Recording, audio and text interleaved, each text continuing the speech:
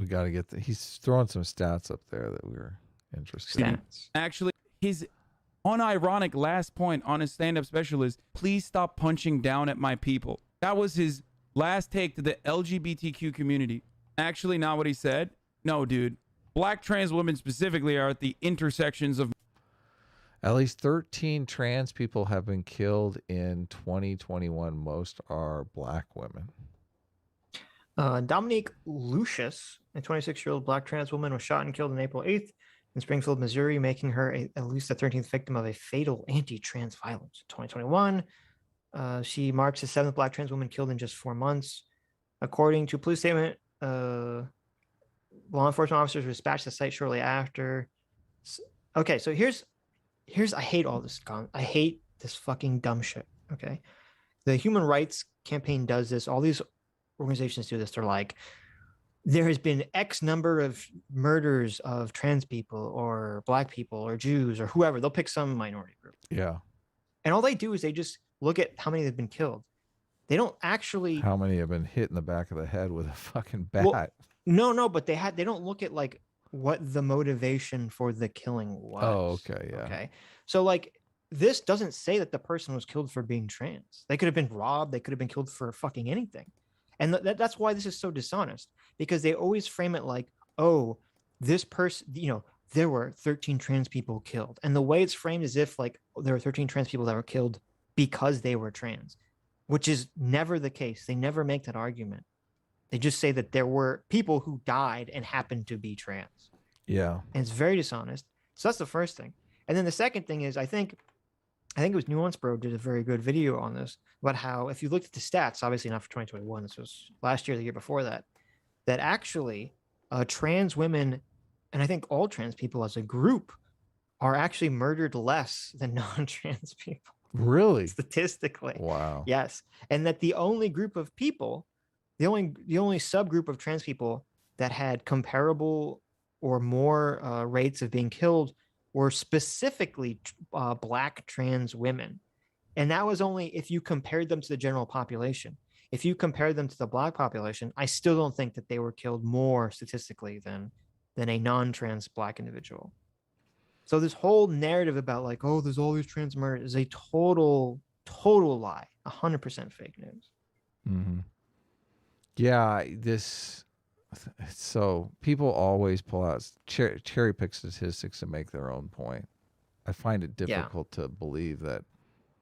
I mean, I just looked up anti-Jewish attacks, and there's like 295 in Los Angeles alone. 295.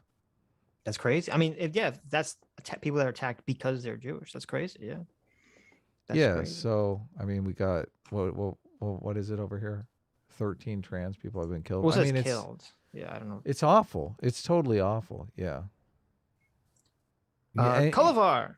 You're never able to make this argument because obviously one person being attacked or killed is too many. So it's just right. It's a terrible. This is why it feels completely, I mean, a dishonest argumentation tactic, because it's always an appeal to emotion. It's like, look, these people. Yeah, go ahead.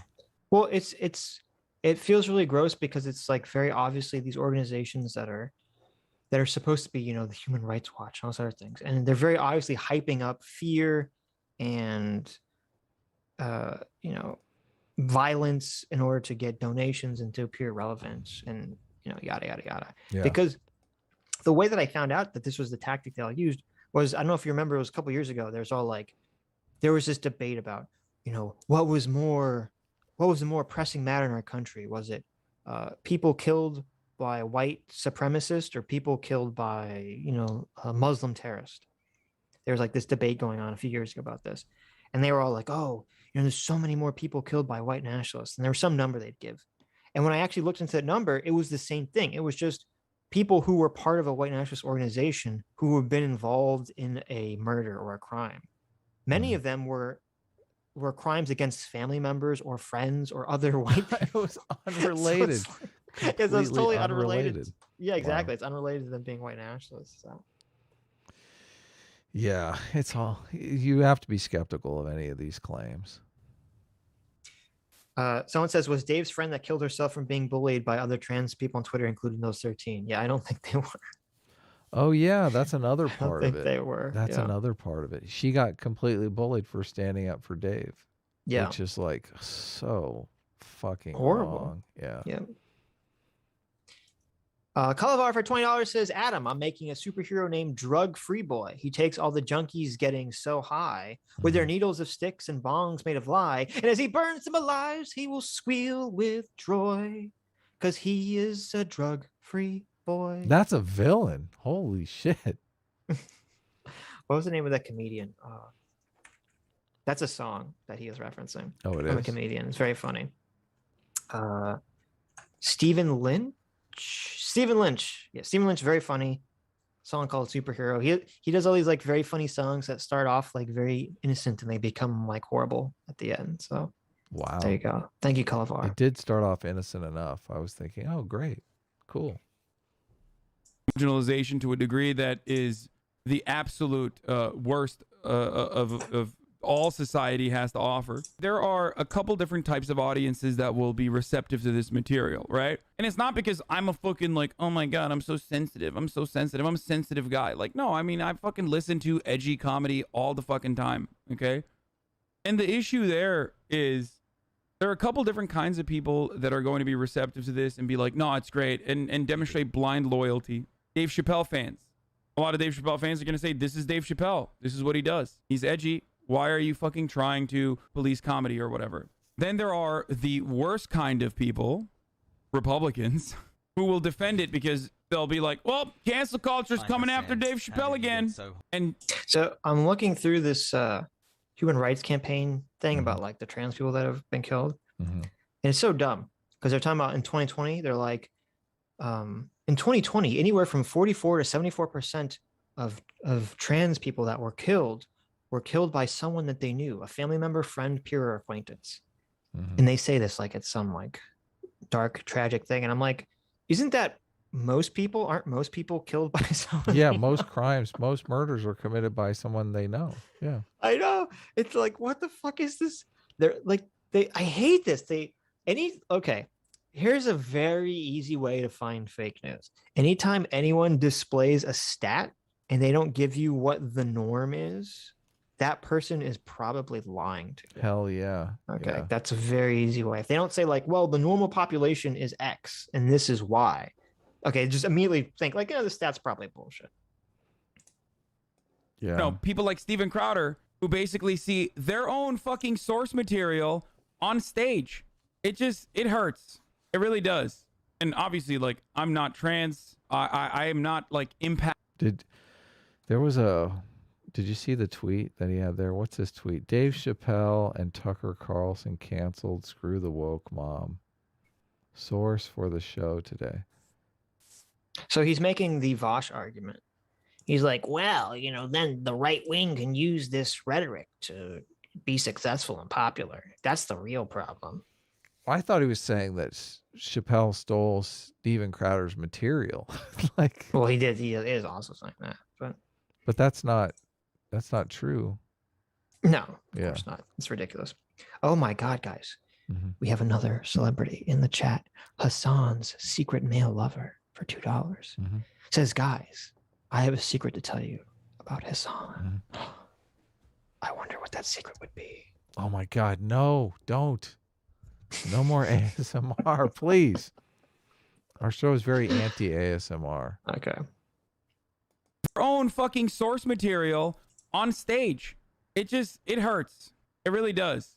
And obviously, like, I'm not trans. I am not like impacted by his transphobic rhetoric in any meaningful capacity. Obviously, I'm saying it hurts in the most selfish way possible. Comedy is incredibly important. And I see a lot of these like Nanette style, liberal comics who say that even people who have experienced marginalization should not make content out of that because you're making other people laugh at your fucking sadness and your experiences. And I fucking despise that because that was Hassan reading a super chat there, wasn't it? Little background there. Life is fucking awful. Chat, okay? explain it's dog to, shit for the most part. It's a Explain to some boomers like me and Adam. I don't know what do you say? A nanite? A nanite? I don't know what the fuck that means. Nanite type humor. But I hate this thing it's so disgusting. I fucking hate it, and they're getting away with it too. It disgusts me. All these fucking pieces of shit, all these pieces of shit socialist and woke bread tubers, they've done this fucking like reverse Uno card shit where they're like, the real problem with wokeness is liberals. All these liberals with their wokeness. And I'm like, what the fuck are you? The fuck wokeness is literally from socialist academia. Fuck you, you pieces of lying shit. They're doing this like insane gaslighting campaign to convince their audience that like all negative wokeness is really the evil liberals. How is liberal just means freedom, dude? I don't get how do you cast the anti-freedom authoritarians? The anti-freedom authoritarians are the woke people. How are you casting them as liberals? They're illiberal. I know. Yeah. That makes absolutely no sense. I hear something weird happening. I have to make sure something bad isn't happening. I'll be back. In your house? Yes. Don't get broken into. I won't. Hey, if I don't come back in 5 minutes, call the police.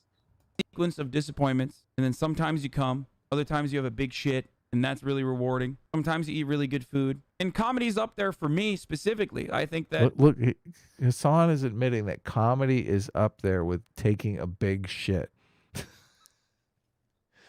My God. The simple life. Comedy is incredibly important because it helps you sometimes make sense of the senseless. It helps you identify with different perspectives that you could not, that you hadn't previously considered. And it makes you happy. It makes you laugh. That's supremely important. So I get annoyed when people are constantly like, oh, we got to dictate culture. We got to dictate culture. We got to stop comedians from doing, comedy. It frustrates me.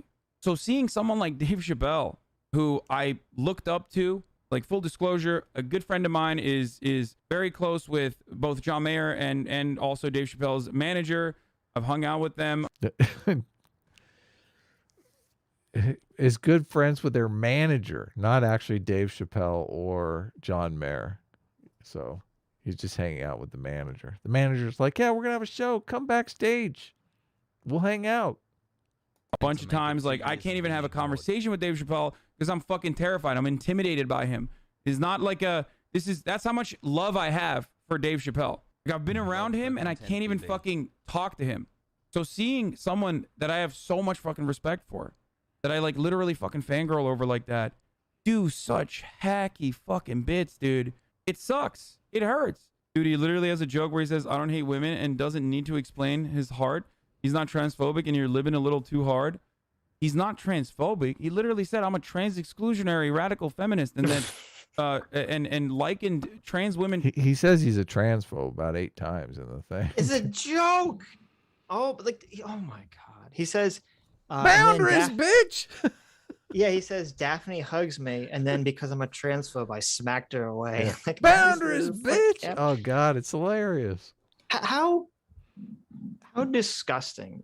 This is so disgusting. How can you hear a story where Dave Chappelle talks about that he notices that a trans woman is like always at his shows, and he's so, and then they have like this nice conversation, and that he goes out of her way, or Chappelle goes out of his way. You just misgendered Dave Chappelle. I know, how I did. Fucking crazy that is. Chappelle goes out. I'm so sorry, Dave Chappelle. I didn't mean to misgender you. Don't cancel me. Chappelle goes out of his way to have her open for him. Yes. And then after that, even when she's terrible at it, to say, let me invest in your career for the future. Whenever I'm where you live, you can open for me. Like that's an insane thing to do for someone. Yeah. That's an insanely generous thing for a comedian of Dave Chappelle's level to go to just some nobody who wants to be a comedian and says, I will help you out of the goodness of my heart. I will help you, follow your dream. And then to turn around and call him a transphobe. Like, what the fuck? Yeah. How could you possibly think that? Words have no meaning anymore. It's disgusting. Like, how could you hate someone and then do like one of the most generous things you could ever do for an individual? Yeah. Yeah, it's tough. And then when she killed herself, he set up a trust fund for her daughter. For her kid, yeah. Yeah, it's just like, fuck you, Hassan. Like, what the fuck? Come on. Come on. He's flip-flopping on his position all the way through this. I think he's just reading the chat and doing whatever anybody says. Right.